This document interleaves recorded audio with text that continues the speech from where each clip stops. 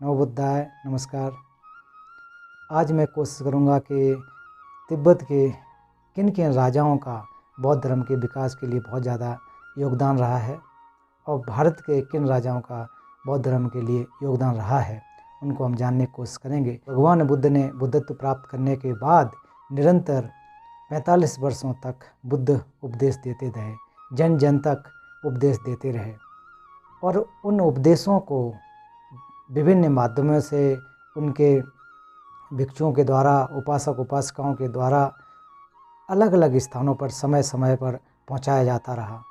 क्योंकि बौद्ध धर्म में हम सभी जानते हैं कि 4 एक प्रकार के स्तंभ हैं, भिक्षु भिक्षुणी, उपासक उपासिकाएँ। अगर ये 4 स्तंभ न हों, ये 4 पिलर न हों या न होते तो आज तक 2600 वर्ष तक तथागत बुद्ध का जो सधर्म है हम लोगों के पास शायद नहीं होता। इस सधर्म को बढ़ावा देने के लिए, सहयोग देने के लिए बिना किसी व्यवस्था के भी संभव नहीं था। हम सभी जानते हैं कि बौद्ध धर्म को भगवान बुद्ध के समय से लेकर के निरंतर राजाओं का आश्रय मिलता रहा, राजाओं का सहयोग होता रहा।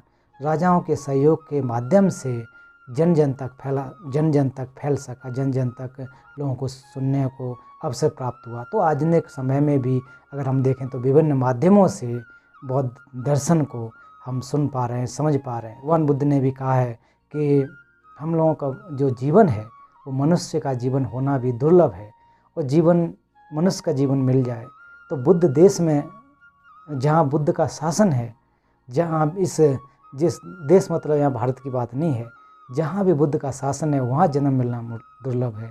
अगर वहाँ जन्म मिल भी जाए, लेकिन अगर हम व्यक्ति के रूप में न लें, जानवर के रूप में जन्म लें, तब भी मुश्किल है। और ऐसी जगह पर हम जन्म ले लें जहाँ बुद्ध धर्म नहीं है, तब भी मुश्किल है। तो कुल मिलाकर के कहा जाए तो हम लोग बहुत ही सौभाग्यशाली हैं कि जहाँ जहाँ बौद्ध दर्शन है, आज के समय में व्याप्त है, प्राचीन समय से व्याप्त है, उसमें हम लोगों ने जन्म लिया हुआ है। हम वहाँ पर धर्म का अभ्यास कर पा रहे हैं, समय समय पर गुरुओं और आचार्यों का श्रवण कर पा रहे हैं, खुद से धर्म का अध्ययन कर पा रहे हैं। तो दोस्तों ये जानना चाहिए कि आज के समय में जो भी बौद्ध धर्म के ग्रंथ हमारे पास उपलब्ध हैं, जो भी हमारे पास बुद्ध वचन लिखित रूप से उपलब्ध हैं, पत्थरों पर लिखे हुए हैं, इतिहास में जो दर्ज हो गए हैं, वो किस वजह से कैसे हमारे पास जीवित हैं, उनको जानना चाहिए। बहुत दिनों से सोच रहा था और कई लोगों का प्रश्न भी था कि तिब्बत में किस प्रकार से बौद्ध धर्म एक प्रकार से फला फूला। हालांकि मैं बहुत ज़्यादा इतिहास के बारे में नहीं बताऊंगा, कोई बहुत ज़्यादा एडिटिंग करके कि किस प्रकार से गया, विभिन्न आयाम रहे, विभिन्न राजाओं का शासन रहा, आश्रय रहा। लेकिन उनमें से जो प्रमुख राजा हैं उनके सहयोग के बारे में बात करना चाहूँगा। तो मित्रों, सबसे पहले जो तिब्बत में बौद्ध धर्म के विकास के लिए जिनका सहयोग रहा है वो 33वें राजा, तिब्बत के 33वें राजा सोनसेन गंपो हुए। और उनका जो शासनकाल है, उनका जो जीवन है, वो मानते हैं कि वो 620 से लेकर के 698 अर्थात 7वीं शताब्दी के राजा हुए थे। तो उन्होंने महसूस किया कि उस समय बौद्ध धर्म भली भांति भारत में फल फूल रहा है, नालंदा विश्वविद्यालय में भली भांति फल फूल रहा है, तो हम लोगों को भी सीखना चाहिए। तो राजा ने अपने विभिन्न युवाओं को, और उनमें से प्रमुख जो थोमी संबोटा थे, उनको भारत में भेजा। वो उनके शासनकाल में एक मंत्री हुआ करते थे। तो उनसे कहा कि आप भारत जाइए और जो युवा उस समय के व्यक्ति रहे होंगे, जो लोग युवा रहे होंगे, उनको लेकर के भारत में जा कर के बौद्ध धर्म को सीखिए और बौद्ध धर्म को सीख करके यहाँ पर आइए, जिससे कि हमारे लोग भी उसको समझ सकें।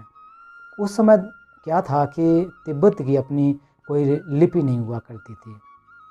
हालांकि वहाँ बोलचाल की भाषा हर एक देश में होती है, तो अपनी बोलियाँ होती हैं, अपना लोगों के अपने बात करने के तौर तरीके होते हैं, लेकिन लिखित रूप से उस समय तक नहीं था। तो राजा सोनसेन गंपो ने थोमी संबोटा और उनके अन्य साथियों को भारत में भेजा। वो भारत में आकर के कई वर्षों तक रह कर के थोमी संबोटा ने भारत के जो ग्रामर है उसको सीखा। भारत की देवनागरी लिपि को आधार बना कर के उन्होंने तिब्बती की जो लिपि है उसका विकास किया।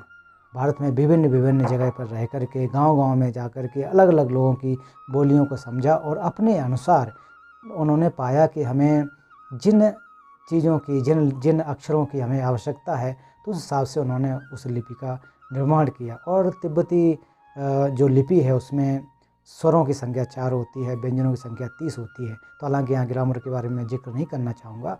उस समय राजा ने उनको वापस बुलाया और कहा जाता है कि जो भी ज्ञान उन्होंने भारत से सीखा, चाहे दर्शन का हो चाहे ग्रामर हो, राजा सोंगचन गाम्पो ने उनसे अलग थोमिसंबोठा से मिलकर के किसी गुफा में जाकर के वो उस ज्ञान को उन्होंने प्राप्त किया। उसके बाद से लेकर के निरंतर ये क्रम चलता रहा। तिब्बत से तिब्बती लोगों को भारत में भेजना, भारत के विभिन्न भागों में भेजना, और उस समय खास करके नालंदा विश्वविद्यालय फल फूल रहा था, उसमें अध्ययन के लिए भेजते थे। फिर दूसरे राजा जो धर्म राजा के रूप में जाने जाते हैं, वो 38वें राजा ठिसों देसेन थे। तो ठिसों देसेन का जो शासन काल है वो माना जाता है कि 755 से लेकर के 794 अर्थात 8वीं शताब्दी के थे। और राजा ठिसों देसेन के समय में सबसे बड़ी बौद्ध धर्म की क्रांति अगर तिब्बत में कहें तो उस समय से 8वीं शताब्दी से आई। उन्होंने भारत के प्रकांड विद्वान, उस समय नालंदा के जो एबॉट हुआ करते थे आचार्य शांत रक्षित जी, उनको उन्होंने तिब्बत में बुलाया। पठन पाठन का कार्य किया। और उसी समय में 8वीं शताब्दी में आचार्य शांत रक्षित जी द्वारा सर्वप्रथम समय बुद्ध विहार की स्थापना की गई। ये तिब्बती इतिहास में है। 38वें राजा ठिसों देसेन, उनका बौद्ध धर्म के विकास के लिए बहुत ज़्यादा योगदान रहा है। उसके अलावा आचार्य शांत रक्षित ने सबसे पहले भिक्षु परंपरा की वहाँ पर शुरुआत की, 7 लोगों को श्रामणेर बनाया। और एक बहुत इंटरेस्टिंग बात, अक्सर परम पावन जी कहते हैं कि आचार्य शांत रक्षित जी जब तिब्बत में गए थे उस समय आचार्य ये तो बहुत बड़े विद्वान थे और उनके शिष्य आचार्य कमलशील इत्यादि बहुत सारे तिब्बत में गए।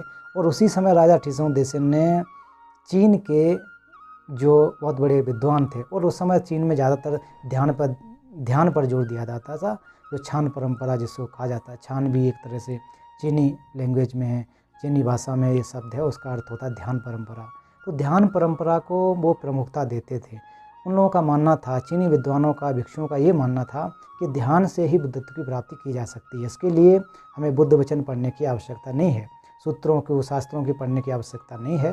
केवल जो क्या कहते हैं कि ध्यान करने से बुद्धत्व की प्राप्ति हो सकती है।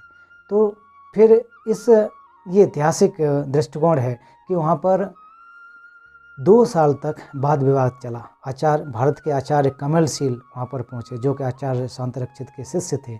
उनको उन्होंने तिब्बत में बुलाया और चीन के जो विद्वान थे उनको भी बैठ कर के राजा एक प्रकार से कहें कि राजा एक विटनेस के रूप में बैठ कर के शास्त्रार्थ कराया, उनसे सीखने की कोशिश की कि ध्यान किस प्रकार से, ध्यान आपकी विधि क्या है, आपकी परंपरा क्या है। और फिर आचार्य कमलशील जी द्वारा भी वहाँ पर व्याख्या की गई। अर्थात उनके साथ में आचार्य कमलशील और तिब्बती विद्वान, माफ़ कीजिए, आचार्य कमलशील और चीनी जो भिक्षु थे उनके साथ शास्त्रार्थ हुआ।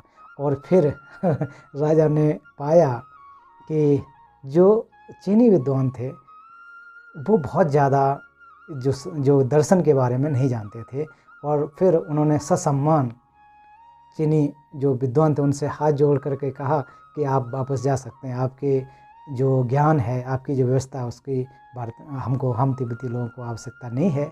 हम लोग चाहते हैं कि जो नालंदा की परंपरा आई हुई है, जो भारत की परंपरा, ज्ञान, दर्शन, ध्यान, ये परंपरा को हम लोग चाहते हैं। तो फिर ये जिक्र किया जाता है, इतिहास में ये आता है। और परम पावन जी अक्सर कहते हैं कि आचार्य शांत रक्षित और कमलशील के द्वारा जो स्थापित परंपरा है उसको राजा ने स्वीकार किया। तो राजा ठिसों देसेन का जो काल है वो बहुत ज़्यादा महत्वपूर्ण रहा। 8वीं शताब्दी के राजा थे, उनको माना जाता है। फिर राजा ठिसों देसेन के बाद 9वीं शताब्दी में राजा ठिसों देसेन या रेलपचेन के नाम से भी जाना जाता है, ये तिब्बत के 41वें राजा हुए। और उन्होंने जो है वो बहुत ज़्यादा एक प्रकार से उदार थे, बहुत अच्छे व्यक्ति थे। उन्होंने भारत से, नेपाल से, चीन से, कश्मीर से और अलग अलग स्थानों से तिब्बत में बुलाया, शिल्पकारों को बुलाया, अनुवादकों को बुलाया और उन्होंने बहुत ज़्यादा अनुवाद के लिए बढ़ावा दिया। अनुवाद का कार्य करने के लिए बहुत ज़्यादा उन्होंने एक प्रकार से प्रयास डाला, बहुत ज़्यादा प्रयास किया और उन्होंने तिब्बती जो कि संस्कृत शब्दकोश, ये कहा जाता है कि एक विस्तृत संस्कृत और तिब्बती शब्दकोश जिसको महाव्युत्पत्ति के नाम से जाना जाता है, उसका वहाँ विकास हुआ, अर्थात उसकी रचना की गई। अनुवाद के अलावा अन्य विकास के अलावा अन्य चीज़ों के जो विकास बौद्ध धर्म में किया गया, उसके अलावा भी बहुत सारे उनके कार्य रहे होंगे, तो उस इतिहास पृष्ठभूमि पर मैं बहुत ज़्यादा नहीं जाना चाहता हूँ। तो ये जो तिब्बत के जो प्रमुख राजा हुए, 3 महाराजा कहा जा सकता है, धर्म राजा कहा जा सकता है। सर्वप्रथम सोंगचन गाम्पो, फिर उसके बाद ठिसो देसेन हुए और फिर ठिसो क्या कहते हैं इनको, राजा ठिसो देसेन रेलपाचन के नाम से भी जाना जाता है, जो 41वें राजा हुए हैं। तो तिब्बत में सबसे महत्वपूर्ण ये 3 धर्म राजा हुए, उनकी बदौलत आज जो भी तिब्बती में अनुवादित ग्रंथ हैं हमें देखने को मिलते हैं।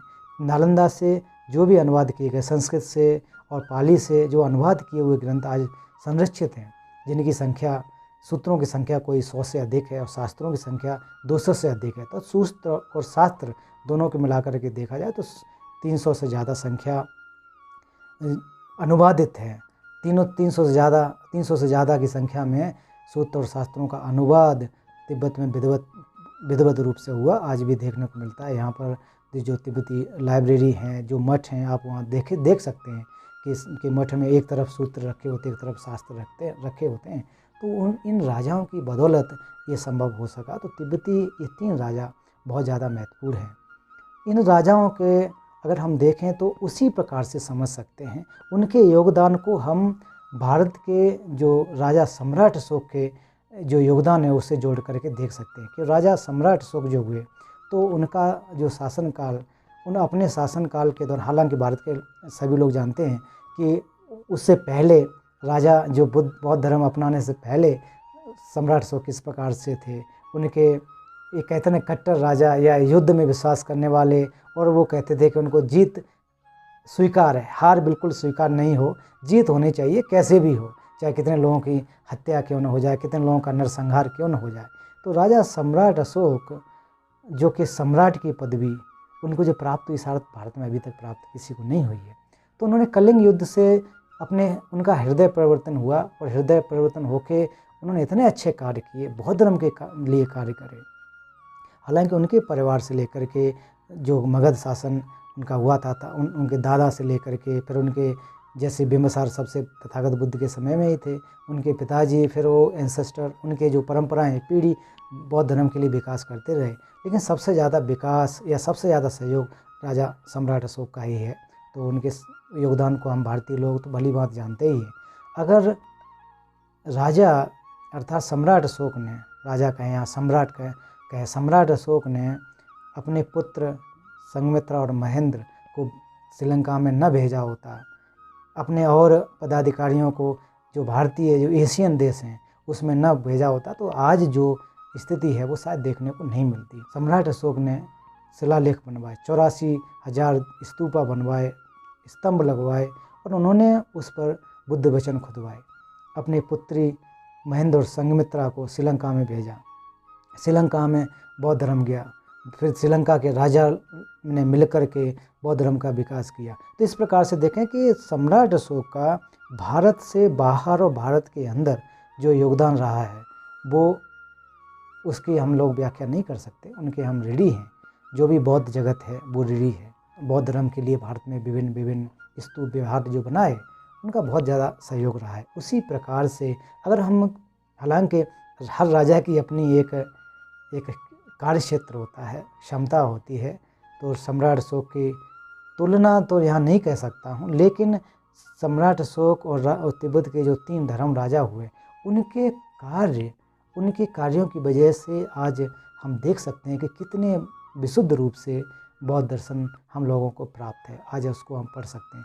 हालांकि तिब्बतन परंपरा में जो बौद्ध धर्म है वो लैंग्वेज का फ़र्क है, भाषा का फ़र्क है, भारतीय संस्कृत और पाली से अनुवाद किया हुआ वो उपलब्ध होता है। क्योंकि हम सभी जानते हैं कि 11वीं शताब्दी में जब नालंदा विश्वविद्यालय नष्ट कर दिया गया तो वहाँ पर जितने भी ग्रंथ थे मैक्सिमम नष्ट हो गए। उससे पहले तिब्बती भाषा में उनका अनुवाद कर लिया गया। तो हम लोग तिब्बती राजाओं के ऋणी हैं। पूरा विश्व तिब्बती राजाओं के इस कार्य के लिए ऋणी रहना चाहिए। उनके लिए हमें क्या कहते हैं कि उनके लिए हमें कृतज्ञ रहना चाहिए।